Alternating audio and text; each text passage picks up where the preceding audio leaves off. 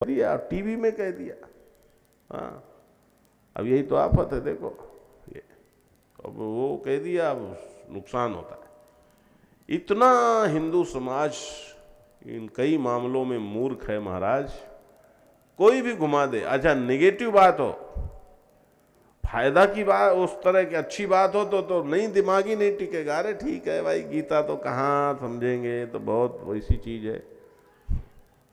और यदि ऐसी बातें हो, ऐसा करोगे तो ये हो जाएगा, ऐसा करोगे तो ये, बड़ी जल्दी बुद्धि वहां टिकती है, जाकर घबरा जा। अरे शिवलिंग रखा है, अरे ये शिवलिंग रखा है इसीलिए तो सीढ़ी से मैं फिसल गई, शिवलिंग रखा है इसीलिए तो बिल्ली दूध पी गई।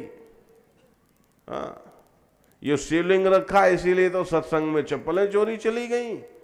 अब वो शिवलिंग सब गड़बड़ कर रहा है। हाँ बताओ, अरे ऐसे मूर्खों को हम क्या बतावें। तो निर्मल बाबा ने कह दिया भाई शिवलिंग हटा दो तो सब चकाचक हो जाएगा। मैंने कहा सत्यानाश हो जाएगा। अब कहां पर, अरे महाराज आपने ऐसा कह दिया, उसने ऐसा कह दिया, हम क्या करें। मैंने कहा जो करना हो करो, हमने तो कह दिया, अब बोलो।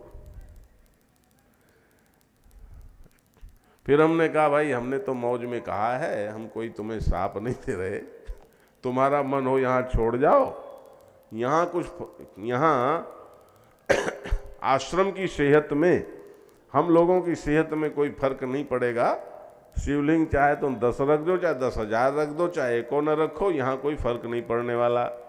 क्योंकि यहां शिवलिंग है तो शिव है, और शिवलिंग नहीं है तो शिव है। यहां तो शिव से कभी खाली है ही नहीं, ध्यान देना। तो ये जो सुन सुन करके तुम्हारी बुद्धि पलट जाती है, और अच्छा सुन के नहीं पलटेगी, बुरा सुन के तुरंत 1 मिनट किसी की अच्छाई सुननी हो तो प्रमाण मानोगे, कहोगे भाई प्रमाण दो कैसे वो आदमी अच्छा है। और कोई कह दे अरे वो बहुत खराब आदमी है, तो प्रमाण मांगते हो, नहीं मांगते। अच्छा, अरे मैं तो सोच ही रहा था कि वो आदमी ठीक नहीं है, तुरंत मान लेते हो ये। और श्रुति विप्रतिपन्ना, कि वेद का जिसने ठीक अर्थ नहीं लिया है, वेदों को जिसने, वेदों के तात्पर्य को जिसने ठीक नहीं समझा, उसकी बुद्धि वेदों के कारण ही विप्रतिपन्न हो गई है, उलट पलट गई है। क्योंकि वेदों में तो बहुत कुछ है। सरिता पत्रिका में देखो कितना जहर निकालते हैं, वेद से ही निकालते हैं। क्यों? उसको उनको ठीक से समझते नहीं, वो ठीक से समझ नहीं पा रहे कि वास्तव में क्या लिखा हुआ है। इसलिए नारायण भगवान कहते हैं ये तुम्हारी डामाडोल विप्रतिपन्न बुद्धि है, विचलित बुद्धि है, ये यदा समाधो निश्चला अचला स्थास्यति। ध्यान से सुनो बंधुओं माताओं, कब बात बनेगी? समाधो, समाधो माने अपने प्रकाशक साक्षी चेतन आत्मा में स्थित हो जाएगी। निश्चला कैसे स्थित हो जाएगी? निश्चला, बिल्कुल फिर चलायमान नहीं होगी। अचला, अब निश्चला और अचला ये दोनों शब्द कैसे? तो जरा ध्यान देना, निश्चला में सापेक्षता है। निश्चला जैसे ये हिल सकती है लेकिन ये हिल नहीं रही, तो ये निश्चल है, ये निश्चल है। और एक पहाड़ है, वो चल सकते नहीं है, तो वो अचल है। बात समझ में आई कि नहीं आई? निश्चल और अचल दोनों शब्दों में अंतर है। कि नदी बह रही है, एक जगह ठहर गई, बांध बना दिया तो जल निश्चल हो गया, चलायमान था, निश्चल हो गया। पहाड़ चलते ही नहीं है, वो अचल है। तो तुम्हारी बुद्धि कितनी सतर्कता है शब्दों की। निश्चला, निश्चला माने तुम्हारी बुद्धि में जो इधर उधर ये सोचने वो सोचने, कभी नेगेटिव कभी पॉजिटिव, कभी यूं कभी वो, इस तरह की जो तुम्हारी बुद्धि में परस्पर विपरीत तरंगें आती हैं, वो समाप्त हो जाएं, निश्चल हो जाए।